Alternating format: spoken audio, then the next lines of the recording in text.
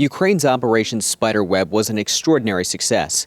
They destroyed approximately 41 Russian bombers worth $7 billion, using drones costing just $2,000 apiece when accounting for explosives and other added features. Ukrainian officials briefed U.S. senators on the details of the operation and how the same strategy could be used in future conflicts. Straight Arrow News spoke with Senators Richard Blumenthal and Andy Kim about what the American military can learn from the operation and what it means for the future of warfare. Drones have revolutionized warfare in this century. What the American military must learn from Operation Spiderweb is every base is vulnerable to this kind of swarm attack by small, lightweight drones carrying destructive explosives. And second, we need to be on the offensive. We need to be manufacturing many more drones. Ukraine is going to manufacture 4.5 million drones this year. The United States, 100,000.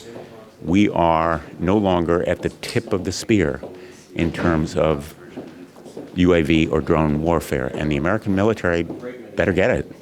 What we saw was a remarkable operation, Operation Spiderweb, that the Ukrainians undertook. It was extraordinary on their end, but it does expose not only our weaknesses when it comes to defense, but also, what is our strategic plan to be able to defend against, this type of threat, as well as our opportunities to be able to utilize it. So I think that this is a real wake-up call where we need to be thinking about this, both in terms of the opportunities, but also the consequences.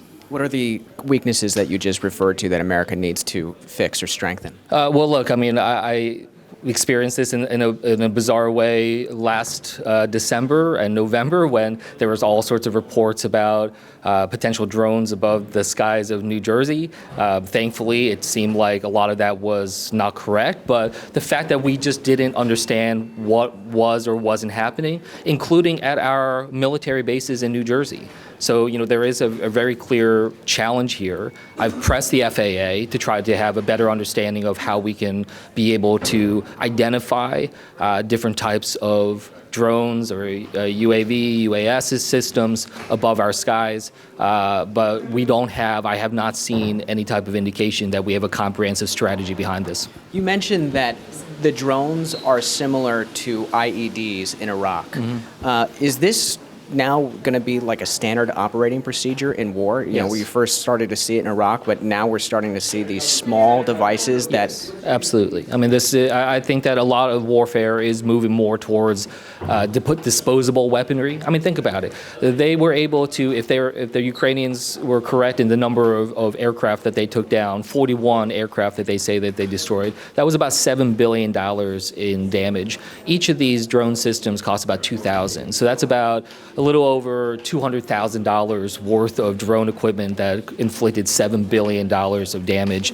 Any single missile system that we have costs millions of dollars. The ability on a cost level and damage level is extraordinary. And the problem here is that every country in the world will have this kind of capabilities, as well as any terrorist organization or any type of organization that seeks to do us harm. I don't mean to sound alarm. I'm not trying to tell the American people that we're under immediate, imminent threat. Definitely not.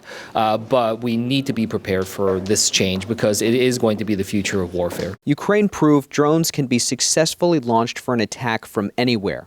With that in mind, it's worth remembering that China owns an estimated 380,000 acres of U.S. land in close proximity to 19 military bases around the country. Does the drone warfare and what happened with Operation Spiderweb make you and the Senate have to reconsider China buying farmland near American military bases?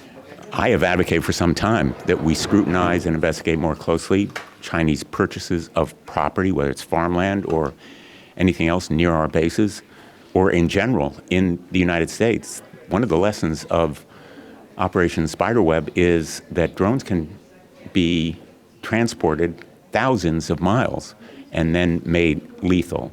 So property anywhere in this country owned by China puts us at risk. And second, the technology that China is developing and the amount of drones sold here puts us in grave peril. The vast majority of drones sold in the United States are made in China, potentially a danger of surveillance and even attack. I'm Ray Bogan for Straight Arrow News. For more reporting, download the SAN app.